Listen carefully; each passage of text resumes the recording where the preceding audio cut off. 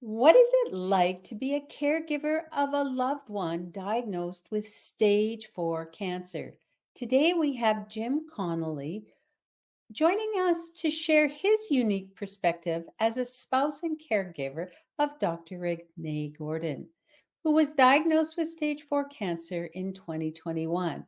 Jim brings not only his experience in business and life coaching, but also the profound lessons he learned through this challenging journey. Hi, I'm Debbie Sadie and welcome back to Proven Cancer Strategies Revealed 90 Days to Cancer Resilience.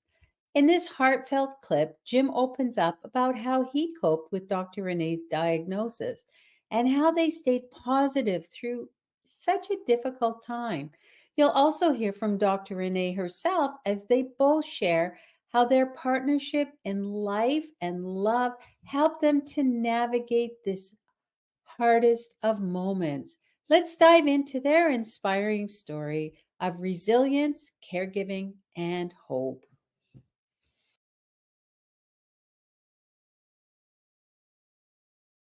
Jim helps owners and entrepreneurs realize their business potentials in productivity, system development, and revenue building so that you can rely on a profitable, successful lifestyle. Jim is also a culinary team building expert, an international speaker, a business consultant coach, and author of 11 books and soon to be 12 as he's working on his current book, Creating Leaders to Build Teams. He hosts a weekly podcast called The Dr. Renee and Jim Show that features lifestyle, relationship building, business, and living philosophy hacks and ideas. He has a doctorate in philosophical theology, a master NLP, which is neuro-linguistic programming. He's a practitioner, honors a graduate from Johnson and Wales University in hospitality business management with a concentration in culinary arts. So I bet you're great in the kitchen. And Just a little bit. Always good. Besides that, he is his bevy of Fortune 500 consulting training and clients include people, while companies like Facebook and Google, and he's proud to bring his extensive coaching and training consulting to businesses. So I just wanted to say also, Jim was doing the caretaking of Dr. Renee. She was diagnosed with cancer in November of 2021, had surgery on December 9th, 2021. And then at that point was diagnosed with stage 4 cancer. And Jim, as Dr. Renee's husband, was really her caregiver. And I really appreciate you being here to really talk about the journey of cancer through the caretaker's perspective. So thanks so much, Jim, for that. And Dr. Renee for being there to support Jim in this interview. Yeah, our pleasure. All right. During the caretaking and the healing process, how did it make you feel when you first heard about the diagnosis for Dr. Renee? It's one of those things that if you think about things that you don't want to hear in life, that was one of them. And we knew something was going on. We didn't know what. And then when they found out that it was a tumor, and she had a very large tumor the size of a cantaloupe in her uterus, they said, this has got to come out. And it was interfering with her causing her back pain. It was also her urination was really difficult because it was pushing on her bladder.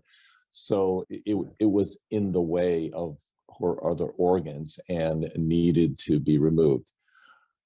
Immediately, you start thinking, so what's going to happen? And I've always believed you got to give yourself a moment and not react too soon, but you can't help but to think about what next.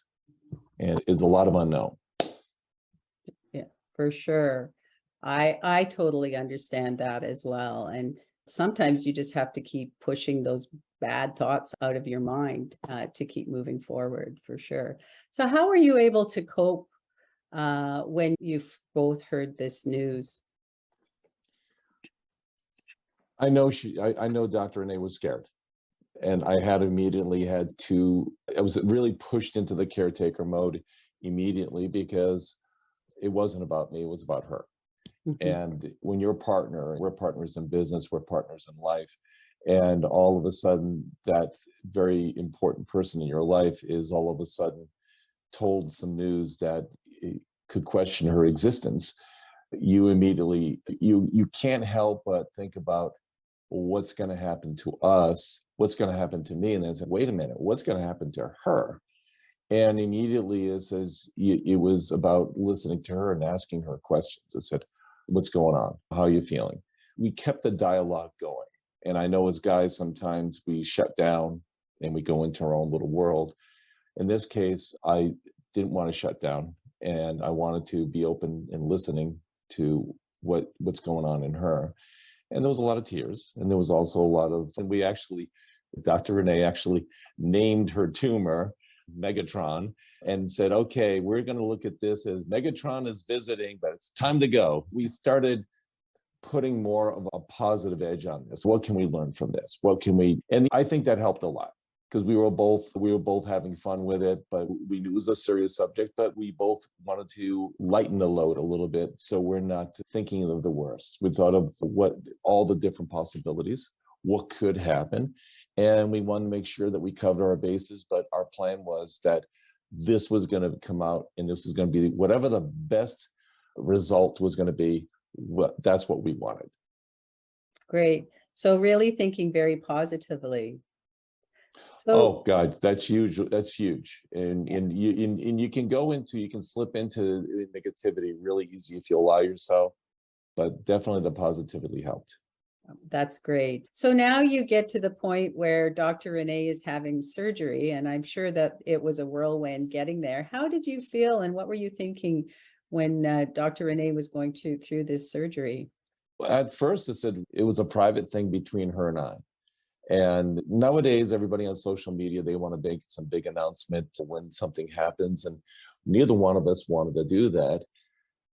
The day of, though, she had a different change of mind. She said, last moment, she goes, you know what, if this could be the last words I say. And she accepted that. But she also believed that she had gone through things in her life before that she came out of a better person. And because of that, she really had faith that she had a lot of work to do. She had a lot of marriages to save, a lot of people to find their love at last. And she really believed that was her purpose. And because of that, she said, I'll be back. Not quite Arnold Schwarzenegger would say it, but she said, I'll be back. But just in case something goes wrong that's out of our control, I just want to announce to people what's going on in my life so they hear it from me. And as they're wheeling her into the operating room, where we're basically doing a Facebook Live, and she just simply explained what was going on, and then she said it, and she had full on makeup and everything. She looked great. Wow. So that's great. So now we get to Dr. Renee's recovery. So what did you do, getting into the food aspect now? What did you do in terms of food? What types of food were you preparing, and what kind of changes were you making in your lifestyle with as Dr. Renee's going through recovery? Yeah, what was really interesting is, by the way, her doctors were fantastic. The nursing care was fantastic. It was at Kaiser Hospital, and they were just really great to work with. What was really strange was the fact that we both asked them, what should she eat? What are some of the things that she should eat and not eat? And they said, you can eat anything you want. Jim and Dr. Renee's story reminds us of the strength that comes from love, partnership, and staying positive, even in the face of life's biggest challenges. Their journey is a powerful example of how mindset, support, and optimism can make all the difference when you're dealing with such serious health issues.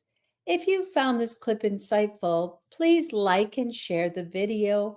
And don't forget, you can sign up to access all 25 expert and survivor interviews delivered daily to your inbox. Just click on the link in the description below and join us on this journey to cancer resilience. Thanks for watching and stay resilient.